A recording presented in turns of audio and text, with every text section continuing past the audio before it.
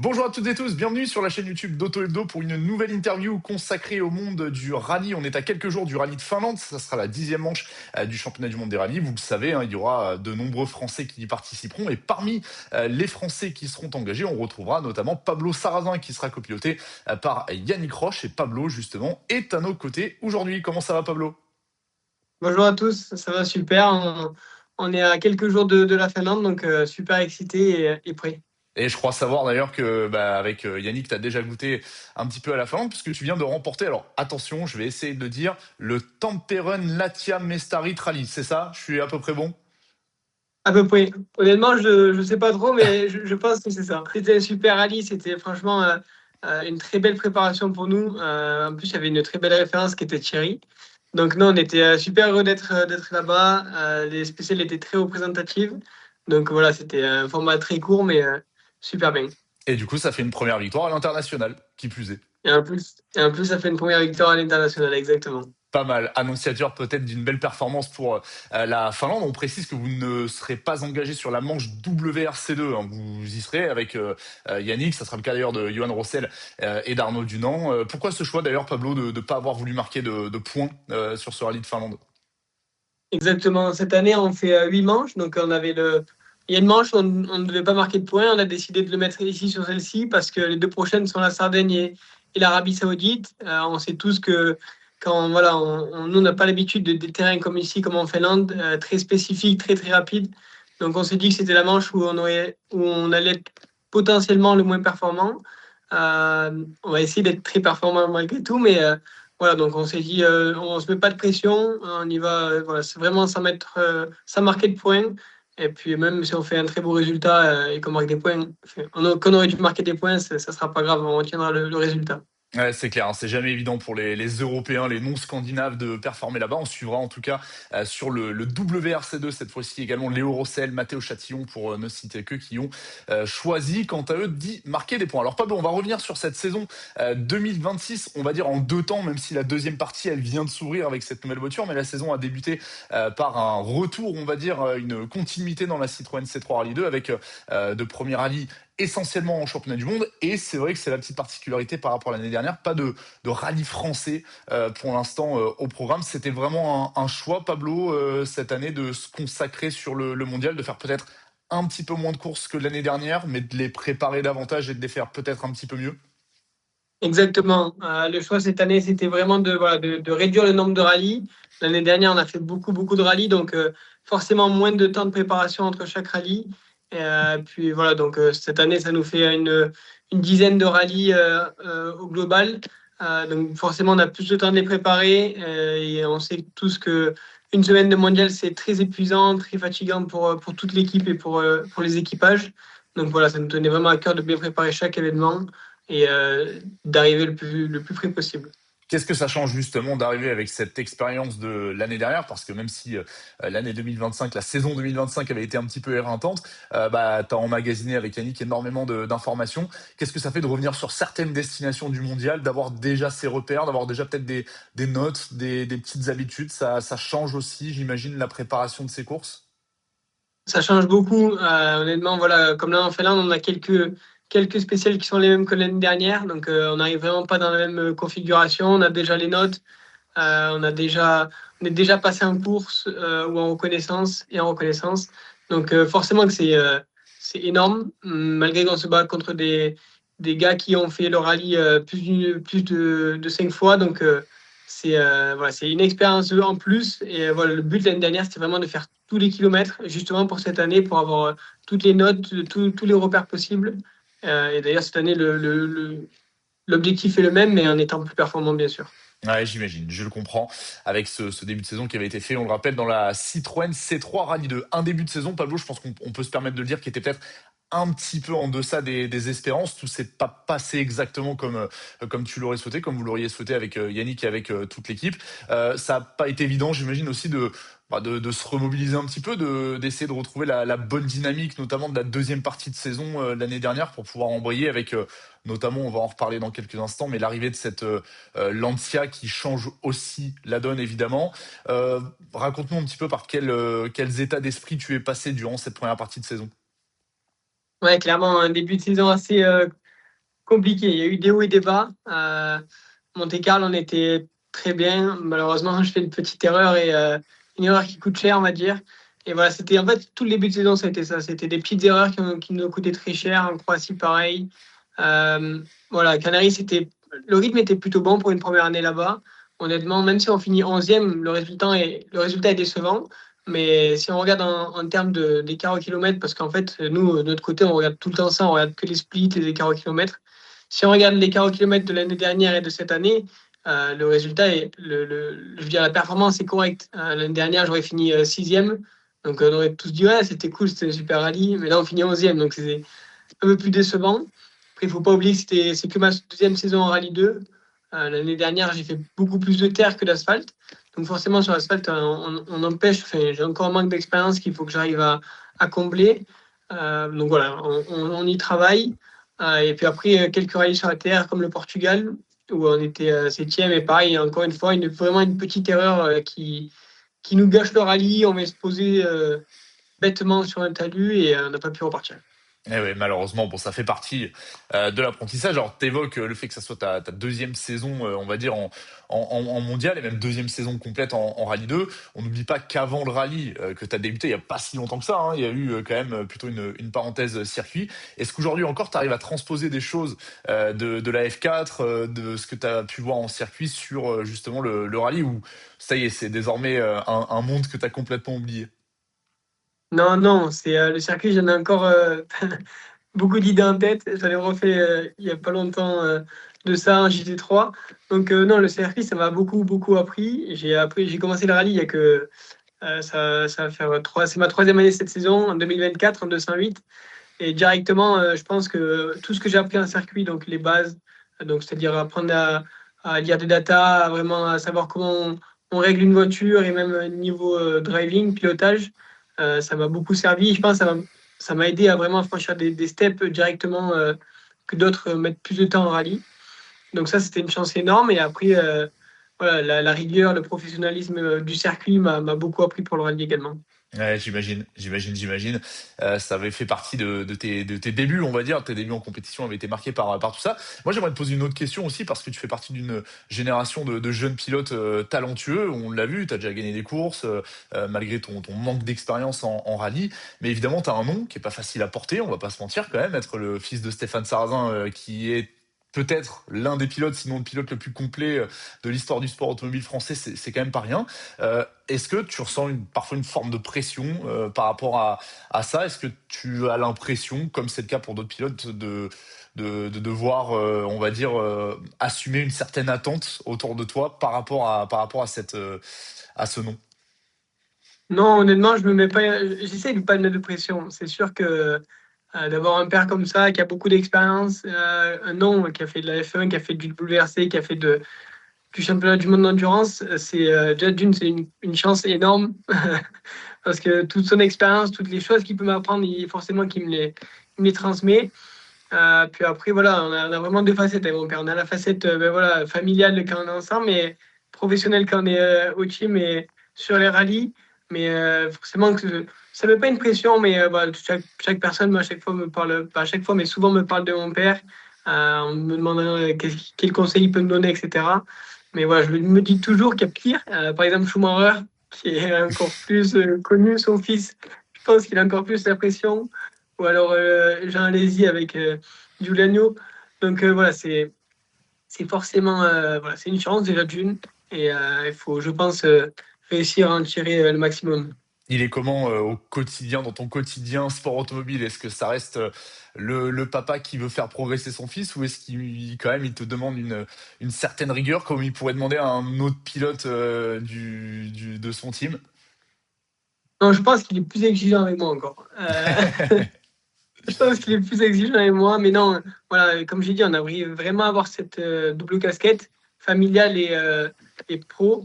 Et je pense qu'il faut vraiment la garder, c'est très important. Pas confondre les deux parce que souvent, on peut, voilà, malheureusement, plonger dans le négatif. Mais il arrive vraiment à être pro, à me demander des choses bien claires, bien précises et aussi à me mettre un peu des brasses, si je peux dire, quand je fais n'importe quoi.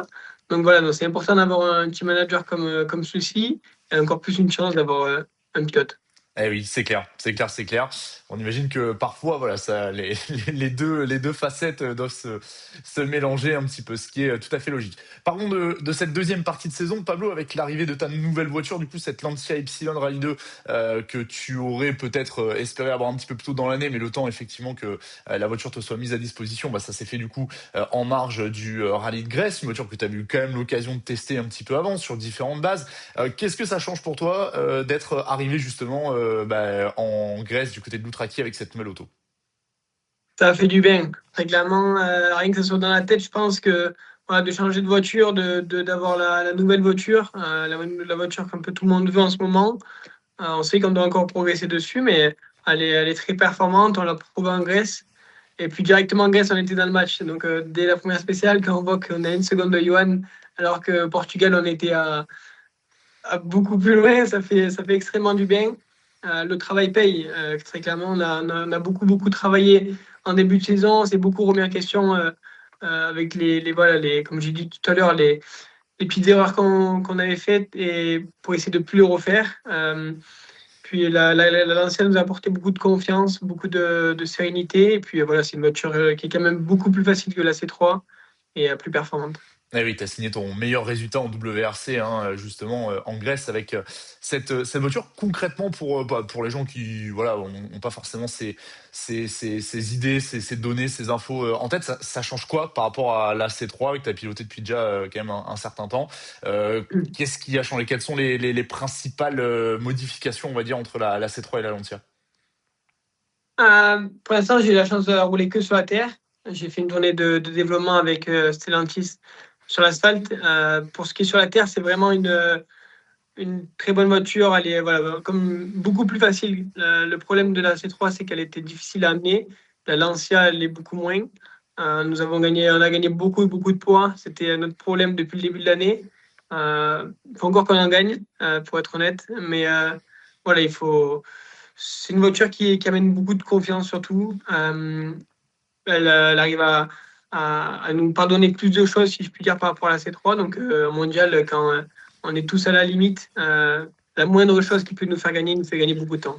Ouais, c'est sûr, on peut le comprendre. Conor Martel en Grèce, que tu as eu l'occasion d'affronter, notamment au Vaucluse l'année dernière, même si ça s'était terminé un petit peu plus tôt que prévu pour toi. Conor Martel nous disait que par rapport à la Skoda, il avait l'impression que la Skoda c'était un canapé et que la Lancia c'était un karting. Alors même si tu n'as pas forcément pu goûter à la Skoda dans ces conditions-là, tu penses que c'est à peu près ça le différentiel entre les deux autos? Non, je sais pas. J'ai roulé qu'une seule fois avec la Skoda, c'était mon premier rallye en Rallye 2. Mais voilà, on a la Lancia, il faut qu'on travaille sur la Lancia, il faut qu'on travaille sur nous également. Mais voilà, si Connor le dit, faut peut-être l'écouter. Mais en tout cas, nous, notre objectif, notre but avec toute l'équipe Stellantis, c'est d'amener la Lancia au plus haut niveau. Voilà, donc on a une tâche et il faut s'y tâcher de le faire correctement et le plus professionnellement possible. Et puis j'imagine aussi voilà qu'avec toutes ces Lancia désormais qui arrivent, il y a plein de données qui sont collectables à droite, à gauche, que vous pouvez vous partager entre vous pour faire progresser la voiture. Alors il y a eu une autre, évidemment, une autre information importante hein, durant ta saison, c'est ton renouvellement au sein de l'équipe de France qui a changé un petit peu de forme, qui a changé aussi un petit peu de nom. D'abord, tu as été intégré au collectif France Rallye, puis donc à cette équipe de France Esport Rallye FFSA qui t'a vu participer au rallye dit Roma Capital. Raconte-nous ce que ça fait pour toi de représenter pour la deuxième année consécutive cette équipe de France, Pablo.